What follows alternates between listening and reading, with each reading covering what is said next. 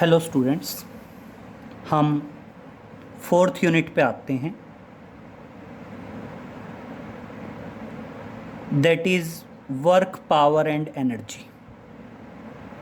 Work, power and energy, जैसा नाम से ही पता चल रहा है, मेनली हम वर्क, पावर और एनर्जी के बारे में पढ़ेंगे इस यूनिट में।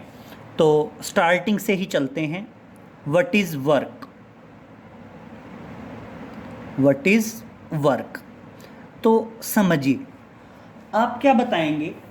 मान लीजिए आप किसी बॉडी पे फोर्स अप्लाई करते हैं और बॉडी कुछ डिस्प्लेस हो जाती है in the direction of force, तो हम क्या कहेंगे?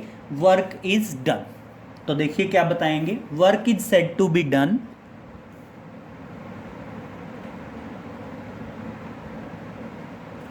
पेज को दो पार्ट में डिवाइड कर लेते हैं। क्या बताएंगे? Work is said to be done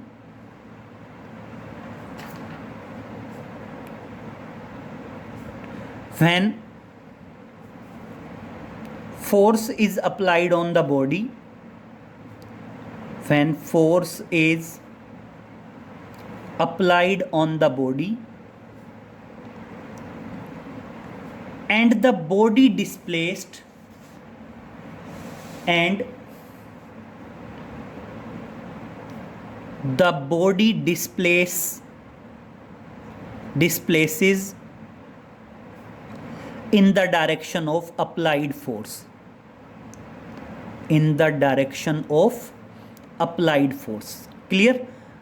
मान लीजिए हम बॉडी पे फोर्स अप्लाई करते हैं और बॉडी अप्लाइड फोर्स की डायरेक्शन में डिस्प्लेस हो जाती है, तो हम क्या कहते हैं? Work is said to be done. हम क्या मान लेते हैं कि वर्क हुआ है, या फिर दूसरी लैंग्वेज में कहते हैं it is defined as the dot product of force and displacement, because force is vector quantity and displacement is vector quantity। तो क्या बताएंगे? it is defined as the dot product, it is defined as the dot product of force and displacement,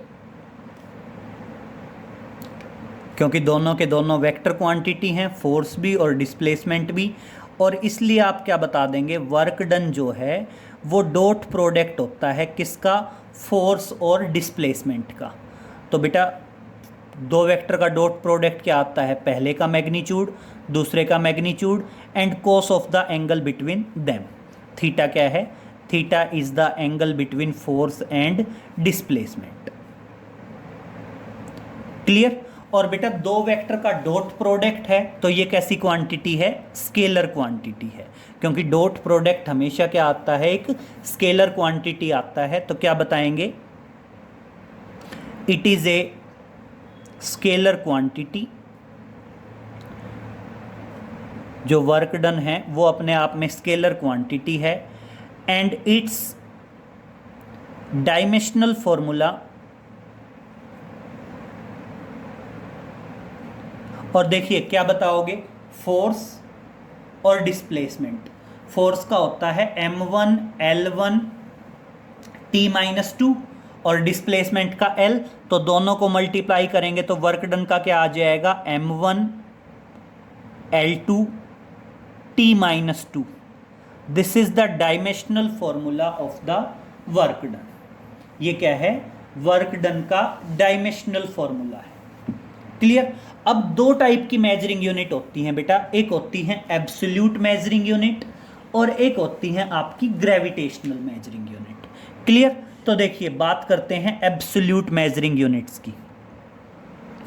that is absolute measuring units. Absolute measuring units या absolute units. तो absolute units की बात करते हैं। Absolute unit में दो unit होंगी, एक तो आपकी एसआई सिस्टम कह दीजिए या उसको कह दीजिए MKS सिस्टम। एक तो कौन सा होगा आपका, SI सिस्टम होगा। SI सिस्टम में मेजरिंग यूनिट होगी बेटा जूल, जिसको जनरली कैपिटल J से डिनोट करेंगे, दैट इज जूल। क्लियर। और आपका जो CGS सिस्टम है, आपके CGS सिस्टम में वर्क की मेजरिंग यूनिट रहेगी बेटा अर्ग, दैट इज ERG, अर्ग। एक CGS सिस्टम में और एक आपके SI सिस्टम में। और अगर मैं दोनों में रिलेशन की बात करूं तो 1 जूल बराबर होगा, इक्वल टू रहेगा बेटा 10⁻⁷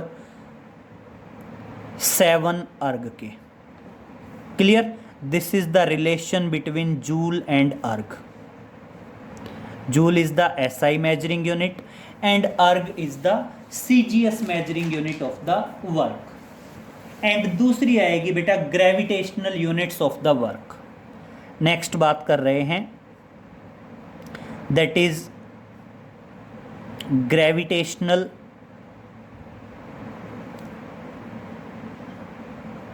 units of the work. Work की ग्रेविटेशनल यूनिट्स की बात कर रहे हैं।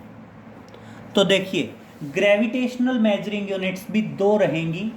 एक तो रहेंगी बेटा आपकी SI सिस्टम की, एक तो क्या रहेंगी आपकी SI सिस्टम में रहेंगी, और दूसरी रहेंगी आपकी CGS सिस्टम में। तो देखिए आप कहते हैं वर्क डन होता है फोर्स इनटू डिस्प्लेसमेंट, यही है ना बेटा। तो देखिए फोर्स की ग्रेविटेशनल मेजरिंग यूनिट होती है ग्राम वेट या किलोग्राम वेट, यही है ना। तो देखना फोर्स की मेजरिंग यूनिट तो आएंगी किलोग्राम वेट इनटू डिस्प्लेसमेंट की आएंगी मीटर, और इस तरह से मेजरिंग यूनिट आ जाती है किलोग्राम मीटर। इसलिए मेजरिंग यूनिट क्या आ जाती है, किलोग्राम मीटर। तो आप कह सकते हैं SI सिस्टम में मेजरिंग यूनिट रहेंगी that is kilogram metre. This is the SI gravitational measuring unit of the work done. और CGS में क्या होगा बेटा, देखिए सेम कॉन्सेप्ट, फोर्स की मेजरिंग यूनिट आएंगी ग्राम वेट, और डिस्टेंस की क्या आएगी सेंटीमीटर, और ये क्या आ जाएगी दैट इज ग्राम सेंटीमीटर। तो इसलिए आप क्या बताएंगे, जो ग्राम सेंटीमीटर होगा that gram centimetre is the CGS measuring unit of the work in terms of gravitational. ये किस में है बेटा, ग्रेविटेशनल की टर्म्स में है। और ध्यान रखना 1 ग्राम सेंटीमीटर नोट में डालेंगे। आपको पता होना चाहिए कि आपकी जो 1 ग्राम सेंटीमीटर है वो 980 अर्ग्स के बराबर होंगी। वो तो क्या होंगी आपकी 980 अर्ग के बराबर होंगी। और जो 1 किलोग्राम मीटर है वो 9.8 जूल के बराबर होंगी। क्लियर। ध्यान रहे जो 1 ग्राम सेंटीमीटर है वो आपका 980 अर्ग के बराबर होगी, और जो 1 किलोग्राम मीटर है वो 9.8 जूल के बराबर होगा। क्लियर। अब नेक्स्ट पे चलते हैं।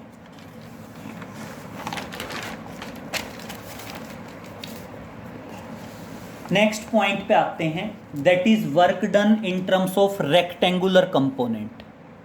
देखिए नेक्स्ट है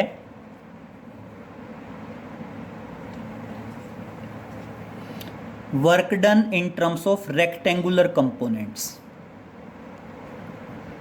work done in rectangular components. Rectangular components work done बताना है और किसकी टर्म्स में बताना है, रेक्टेंगुलर कंपोनेंट्स की टर्म्स में बताना है।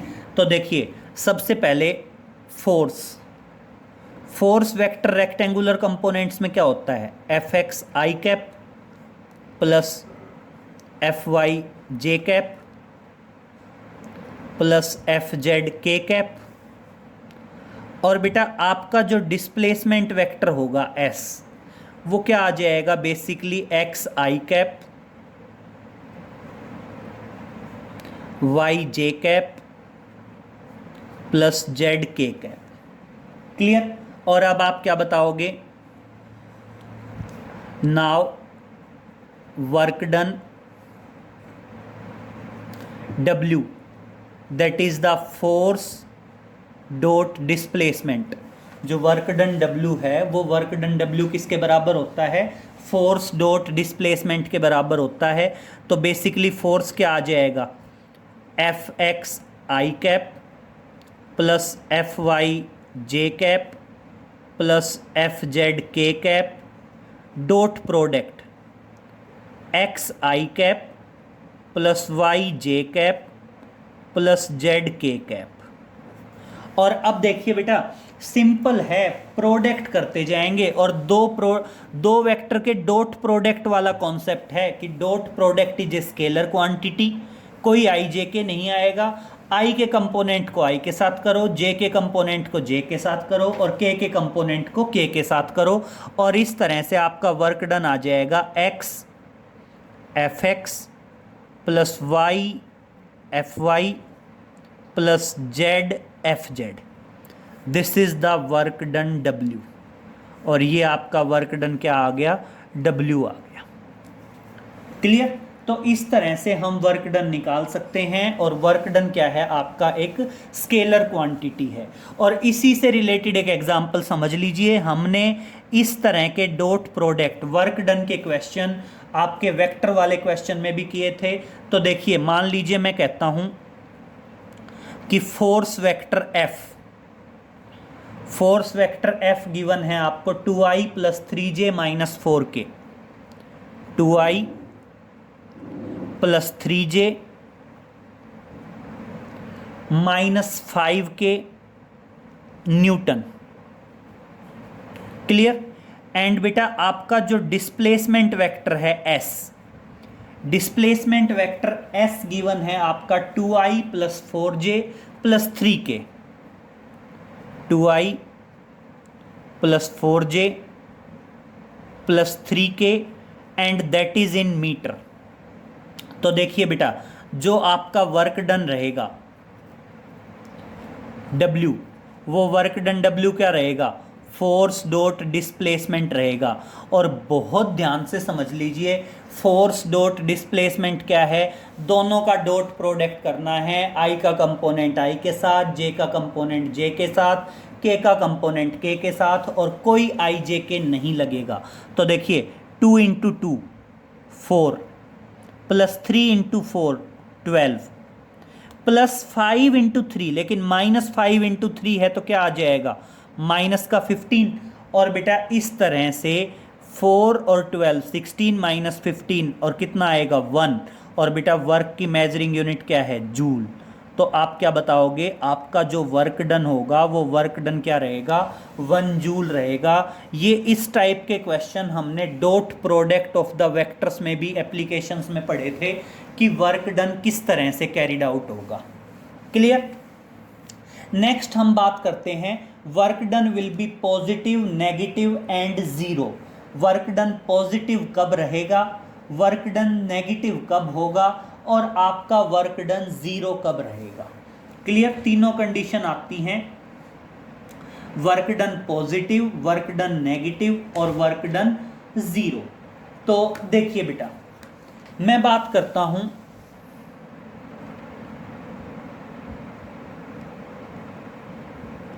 नोट में डालेंगे वर्क डन पहला, दैट इज पॉजिटिव वर्क।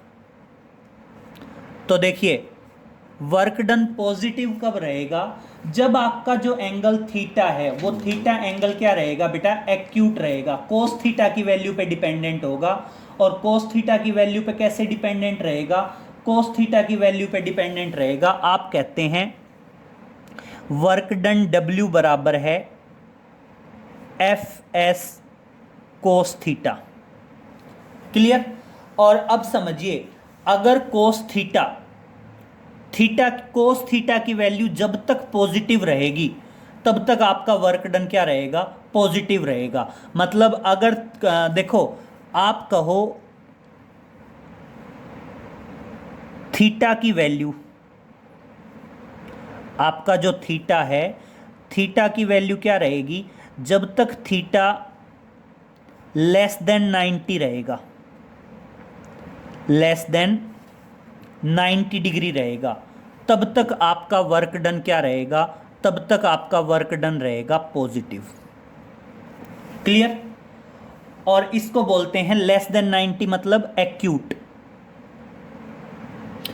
क्योंकि देखिए कोस 0 इज 1, तो जब तक कोस 90, जब तक थीटा जो एंगल है, theta is the angle between force and displacement.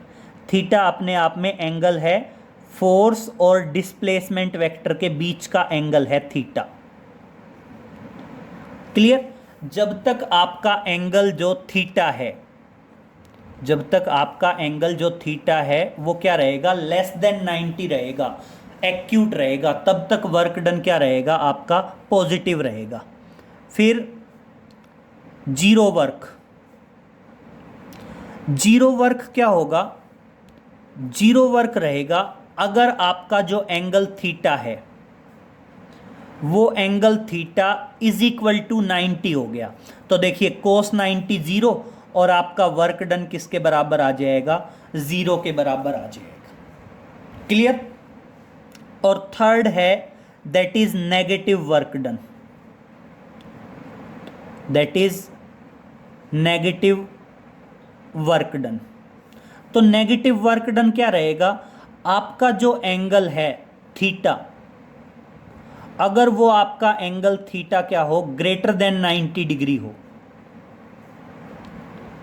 Greater than 90 degree हो, तो उस टाइम पे आपका वर्क डन क्या रहेगा, नेगेटिव रहेगा। क्लियर। और इसको आप एक तरह से कह सकते हैं कि जब आपका एंगल ऑब्ट्यूस होगा, क्लियर, जब आपका एंगल क्या होगा, ऑब्ट्यूस होगा, तो उस टाइम पे वर्क डन क्या रहेगा, नेगेटिव रहेगा। कैसे, एग्जाम्पल समझ लीजिए।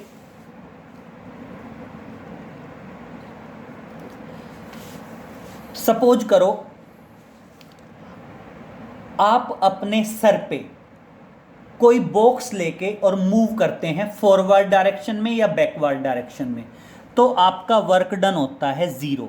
किस तरह से बेटा, देखिए आपने सर पे कोई वजन उठा रखा है, कोई बॉक्स उठा रखा है, तो आपने फोर्स तो लगा रखा है अपवर्ड डायरेक्शन में। यस, क्लियर करिए, आपको समझ में आ जाएगा। देखिए एक बार मैं रिपीट कर देता हूं कि मान लीजिए आपने सर पे कोई बॉक्स उठा रखा है, तो बॉक्स उठाने की बात करते हैं। आप देखिए, आपने बॉक्स उठाते वक्त, ये मान लीजिए आप हो और ये आपने सर पे कोई बॉक्स उठा रखा है, तो बेटा आपने फोर्स लगा रखा है ऊपर की तरफ, और मान लीजिए आप डिस्प्लेस हुए आगे की तरफ, तो फोर्स और डिस्प्लेसमेंट के बीच का एंगल 90, तो आपका वर्क डन क्या रहेगा, 0। इसीलिए कहा जाता है आप सर पे कोई वजन उठा के चलते हैं या हाथ में कोई वजन उठा के चलते हैं, तो आपका वर्क डन क्या होता है, 0 होता है, क्योंकि उस टाइम पे फोर्स और डिस्प्लेसमेंट के बीच का एंगल क्या होता है, 90 डिग्री हो जाता है। और बेटा मान लीजिए आप सर पे कोई वजन लेके, सर पे कोई वजन लेके और छत पे चढ़ते हैं, जैसे कोई भी सीढ़ियाँ होती हैं, जैसे मान लीजिए आप नॉर्मल एक बस की छत पे जा रहे हैं, बस की छत पे चढ़ने के लिए जो सीढ़ियाँ हैं वो एकदम वर्टिकल होती हैं। आप सर पे कोई वजन लेके और किसी बस की छत पे जाएंगे तो आपका वर्क डन रहेगा पॉजिटिव, क्योंकि डिस्प्लेसमेंट भी ऊपर की डायरेक्शन में है और फोर्स भी ऊपर लग रहा है, तो आपका वर्क डन होगा पॉजिटिव। और मान लीजिए आप सर पे कोई वजन लेके और बस की सीढ़ियों से नीचे उतर रहे हैं, तो समझिए बेटा फोर्स ऊपर की तरफ और डिस्प्लेसमेंट नीचे की तरफ, एंगल 180 हो गया, कोस 180 की वैल्यू -1, और उस टाइम पे आपका वर्क डन क्या हो जाएगा, नेगेटिव हो जाएगा। तो बेस्ट एग्जांपल आप समझ सकते हैं कि आप सर पे कोई वजन लेके और मूव करते हैं आगे की तरफ या पीछे की तरफ या लेफ्ट राइट कहीं भी, आपका वर्क डन क्या होगा, 0। अगर आप सर पे वजन लेके सीढ़ियों में ऊपर चढ़ते हैं तो वर्क डन क्या होगा, पॉजिटिव। और अगर आप सर पे वजन लेके और सीढ़ियों से नीचे उतरते हैं तो आपका वर्क डन क्या रहेगा, नेगेटिव। तो इस तरह से हम डिफाइन कर सकते हैं, दैट इज वर्क डन में बी पॉजिटिव, नेगेटिव और 0। क्लियर। नेक्स्ट पॉइंट पे आते हैं। देखिए नोट में डालेंगे, एक तो आपने कहा work done by constant force, work done by constant force. मान लीजिए बॉडी पे शुरू से लास्ट तक जो फोर्स अप्लाई हो रहा है वो फोर्स क्या है बेटा, कांस्टेंट है। तो उस केस में तो वर्क डन आ जाएगा बेटा simple force dot displacement. Clear, force into displacement आ जाएगा। लेकिन मैं दूसरे सिनेरियो की बात कर रहा हूं, that is work done by variable force. दूसरा है work done by variable force, work done by variable force. बेटा work done by variable force क्या आएगा, मान लीजिए आपका फोर्स कांस्टेंट नहीं है, फोर्स क्या है, कंटिन्यूअसली चेंज हो रहा है विद रिस्पेक्ट टू पोजीशन। जैसे मैं एक ग्राफ बना देता हूं, मान लीजिए आप कहते हैं this is the graph between force and displacement. मान लीजिए ये ग्राफ है आपका फोर्स और डिस्प्लेसमेंट के बीच में, और मान लीजिए बॉडी यहाँ से मूव करना शुरू करती है और यहाँ तक मूव करती है। क्लियर। तो देखिए इस पोजीशन पे डिस्प्लेसमेंट अलग है, मान लीजिए ये इनिशियल पोजीशन है, this is the initial position x1 and this is the final position x2। और देखिए फोर्स क्या कर रहा है, वेरी कर रहा है, वेरिएबल फोर्स है। तो बेटा ऐसा जब भी सिनेरियो आएगा तो उस टाइम पे अगर हमने वर्क डन निकालना होगा तो उस टाइम पे हम क्या करते हैं बेटा, इंटीग्रेशन करते हैं। वर्क डन क्या आ जाएगा, फोर्स और डिस्प्लेसमेंट को मान लीजिए स्मॉल डिस्प्लेसमेंट dx, और उसका इंटीग्रेशन कर देंगे from initial position to final position तक। तो ये तो था जब आपका कांस्टेंट फोर्स हो। ये कंडीशन क्या है, जब फोर्स आपका क्या हो, वेरिएबल हो, तो उस टाइम पे क्या किया जाता है, इंटीग्रेशन किया जाता है from initial position to final position. और किस तरह से करते हैं बेटा, बीच में कहीं भी किसी भी लोकेशन पे जो फोर्स आएगा वो तो क्या आ जाएगी, फोर्स की वैल्यू हो जाएगी, और स्मॉल डिस्प्लेसमेंट मान लेंगे dx। मान लीजिए ये जो गैप है इस गैप को मान लेंगे स्मॉल डिस्प्लेसमेंट dx, और क्या कर देंगे, इस स्ट्रिप का एरिया निकाल देंगे। ठीक है। तो आप कभी भी ये भी ध्यान रखना, वर्क डन क्या आएगा, that is area under the force displacement graph. तो ध्यान रखना वर्क किसके बराबर आएगा, work W is equal to area under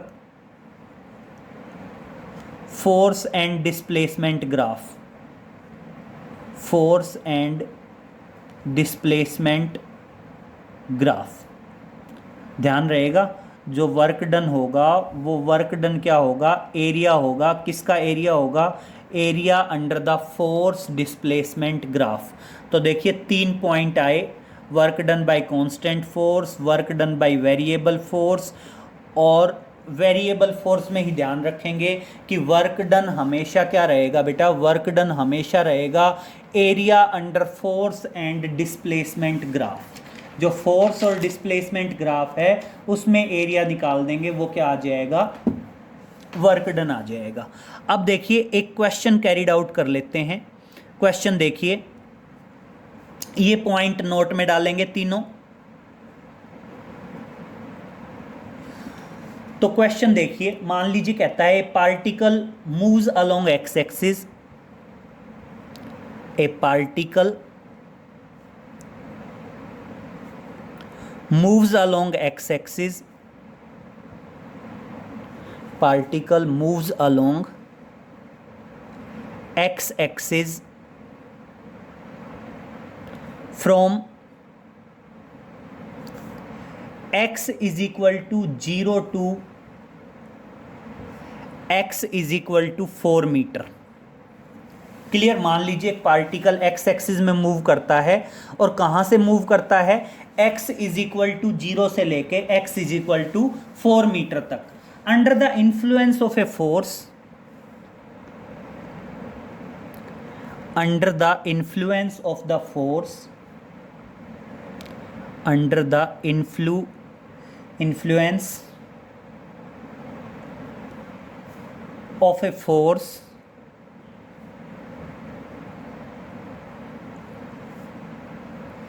F is equal to 5 minus 3x plus 2x square Newton, 2x square Newton. और अब मैं कहता हूं calculate the work done by the force, calculate the work done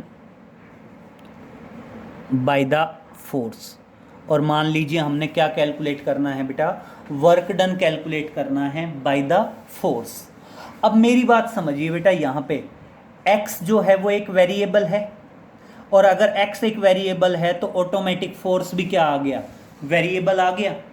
और देखिए variable force है तो variable देखो क्लियर हो गया ना भाई, x जो है वो एक वेरिएबल क्वांटिटी है, और अगर फोर्स में x, y, z कुछ भी इंक्लूड हो रहा है तो इसका मतलब वेरिएबल फोर्स है, और वेरिएबल फोर्स का वर्क डन क्या है, यही तो है। तो देखिए आप सॉल्यूशन में सबसे पहले लिखेंगे work done by variable force, that is work done by variable force. Work done करना है, किसका वर्क डन करना है, वेरिएबल फोर्स का वर्क डन करना है। तो वर्क डन क्या आएगा, work done W is equal to F dot displacement dx, और कहाँ से, from initial position to final position. तो यस समझिए बेटा, फोर्स की वैल्यू क्या आई, 5 minus 3x plus 2x square into dx, और इनिशियल पोजीशन बेटा 0 से लेके 4 तक। और अब देखो ये सिंपल इंटीग्रेशन है, मैं पहले ही आपको इंटीग्रेशन पे लेक्चर बना के डिलीवर कर चुके हैं। तो अब समझिए इंटीग्रेशन का आना बहुत ज़्यादा ज़रूरी है। तो इंटीग्रेशन के अगर किसी ने अब तक भी लेक्चर नहीं देखे हैं तो पहले आप इंटीग्रेशन के लेक्चर देख लीजिए, तब ये समझ में आएगा। बाकी वैसे सिंपल इंटीग्रेशन है। देखिए बेटा 5 इंटू डी एक्स, तो 5 तो बाहर, और dx का इंटीग्रेशन आ जाएगा x, और क्या आएगा, लोअर लिमिट और अपर लिमिट। फिर यहाँ पे देखिए बेटा -3 बाहर, और देखिए x dx का इंटीग्रेशन क्या आएगा, x स्क्वेयर बाई 2, और साथ में क्या आएगा, that is lower limit upper limit, plus 2 बाहर, और x स्क्वेयर dx क्या होता है बेटा, पावर में एक ऐड करो उसी से डिवाइड करो, और इंटीग्रेशन क्या आएगा, x की 3/3, और लोअर लिमिट आई 0 और अपर लिमिट आई बेटा 4। क्लियर। तो चलो प्लेस करते हैं। तरीका क्या होता है, upper limit minus lower limit, तो x की जगह 4 माइनस लोअर लिमिट 0 -3, x की जगह अपर लिमिट 4 का स्क्वायर 16 डिवाइडेड बाई 2 है, और माइनस लोअर लिमिट x की जगह 0 होगा तो सब कुछ 0, प्लस 2 x की जगह 4, और बेटा 4 का क्यूब करेंगे तो 64/3, माइनस लोअर लिमिट, x की जगह 0 करेंगे तो सब कुछ 0। अब देखना क्या आया, 5 इंटू 4 20 माइनस 2 8 और 8 इंटू 3 क्या आ जाएगा 24।